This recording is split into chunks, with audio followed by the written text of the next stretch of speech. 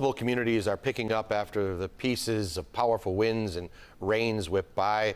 We sent CBS News Chicago's Lauren Victory to check out reports of a tornado and widespread damage in Hebron, Indiana. Lauren, what do you see out there? Good morning. So we just arrived a couple minutes ago, and I'll tell you, driving through downtown Hebron, it looked pretty normal. And then we turned onto 500 West and 1000 South, which is where we are now.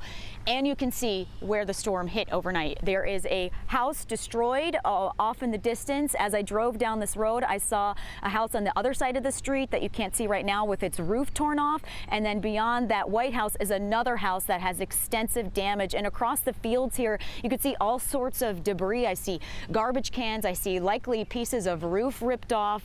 So that is the where we are at in Hebron right now. A few emergency crews that I passed by. There was also a power line down in the road a little further south. We are on the southeast side of Hebron. But of course, as we've been reporting, Hebron residents aren't the only ones waking up to a destroyed town. There's roofs in the middle of the road. I'm moving pieces of roofs. On that street down there, you make a left, there's a whole roof on the road. There's a whole roof that's in this gentleman's yard.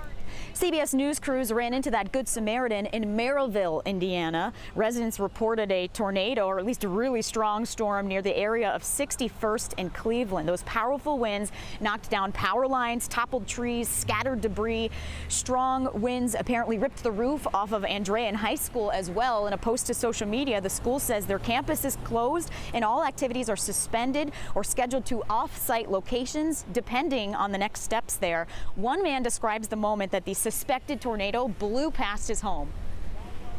Grabbed the Chihuahua and ran into the basement, and within a second it was boom, boom, boom, and we just heard the house crashing down on us.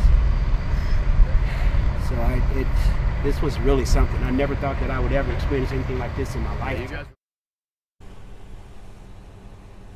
All right, back out here live in Hebron, wanted to show you just one example of a completely busted tree. And you can see that some cleanup efforts already began. It's likely that these large limbs were in the road and maybe cleared late last night or early this morning. And of course, as we mentioned, a lot of cleanup needed this morning here in Hebron. We're going to go check out and see if we could speak with any of the homeowners that unfortunately went through this last night. We'll send it back to you in the newsroom.